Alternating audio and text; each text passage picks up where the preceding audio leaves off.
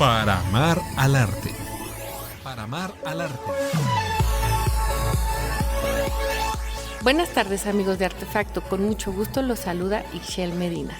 Y bueno, pues esta es la segunda parte de la entrevista al artista Juan Castañeda.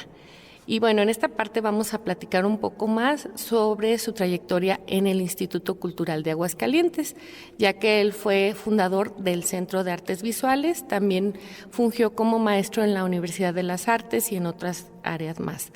Platíquenos, maestro, ¿cómo fue la fundación del Centro de Artes Visuales?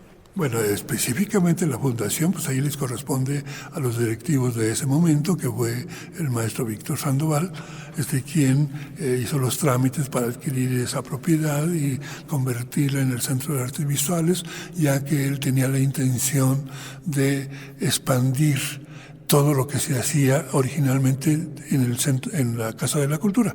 Ahí estaba concentrado todas las áreas: música, danza, literatura, artes visuales, etcétera, ¿no? Entonces, al tratar de expandir todos estos espacios, que lo logró después de algunos años, pues uno de los primeros fue el Centro de Artes Visuales, ¿no? Entonces ahí me tocó, en suerte, ser yo quien haya sido el director fundador del Centro de Artes Visuales, que oficialmente se inauguró el 27 de noviembre de 1977, hace ya casi 49 años. En principio,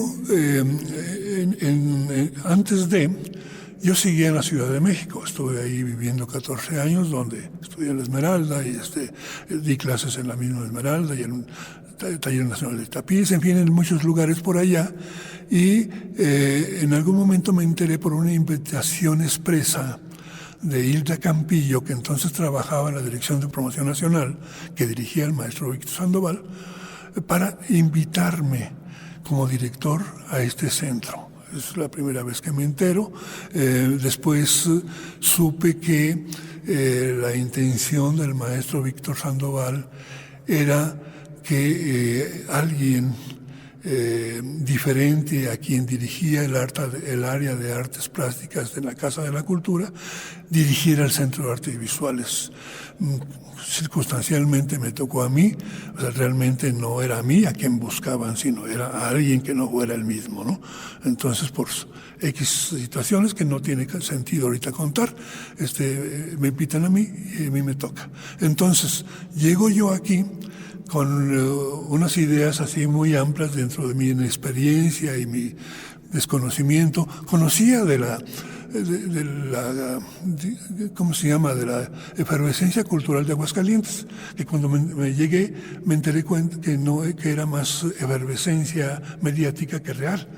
Entonces empiezo yo a proponer cosas que no aceptan maestros, alumnos, etcétera, pero las autoridades sí me aprobaban lo que yo proponía.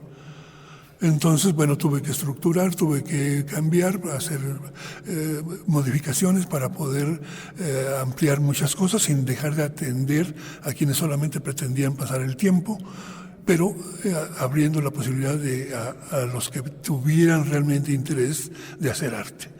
Entonces ahí es cuando empiezo a hacer muchas cosas que afortunadamente me encuentro con algunas personalidades que sí aceptan este reto y empezamos a hacer variantes de lo que entonces se aceptaba en Aguascalientes, que era hacer las cosas muy bien hechas y muy realistas, tal como se ven en nuestro entorno y demás. No la creación interna, no la búsqueda de nuevas propuestas, no el lenguaje de ese momento, que era el cambio en México del arte figurativo a un arte más propositivo.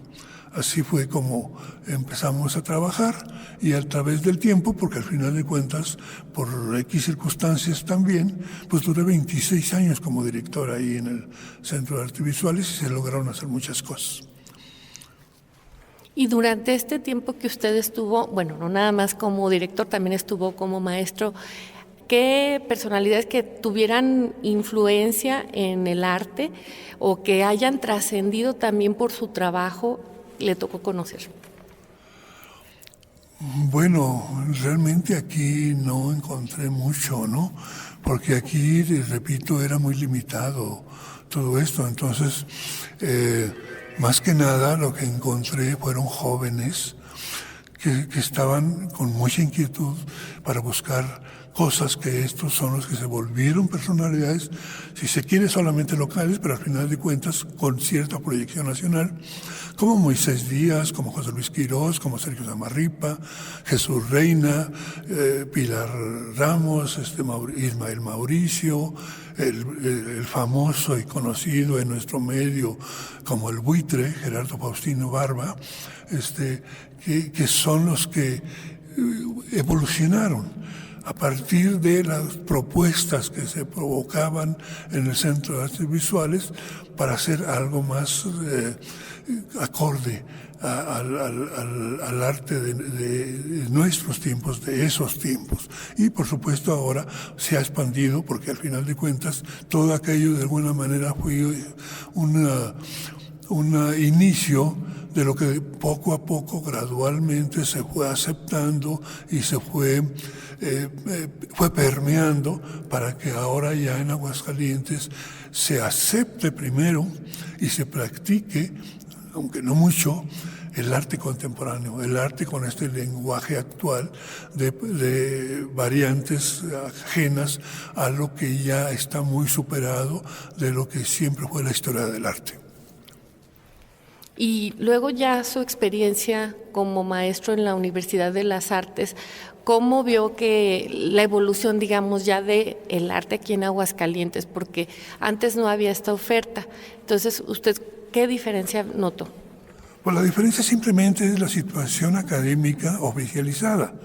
La realidad es que en el Centro de Artes Visuales, sin tener una escolaridad reconocida, se pudo hacer lo mismo, pero con personas que aceptaban esta idea sin búsqueda de un título. Y en la universidad me temo que en la mayoría de estos enorme cantidad de egresados lo que buscaban era un título y no precisamente la evolución y la práctica del arte de su tiempo.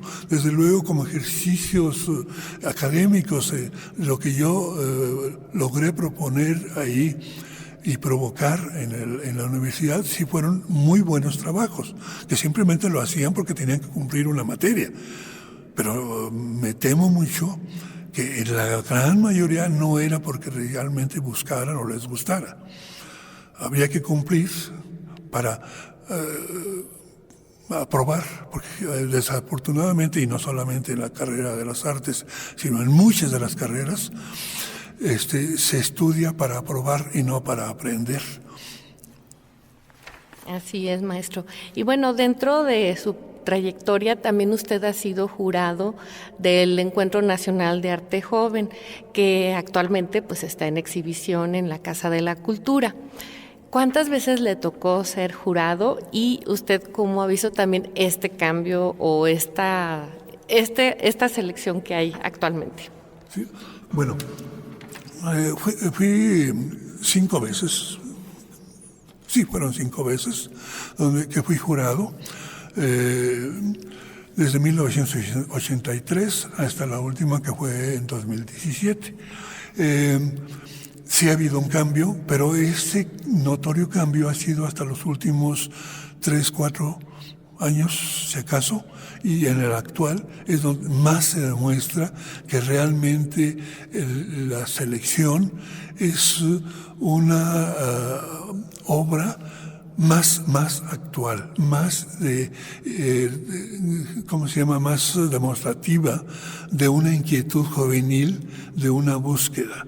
Claro, en nuestro tiempo y con nuestros medios, esta búsqueda muchas veces está apoyada en los conocimientos adquiridos por los medios, por las redes sobre todo, ¿no?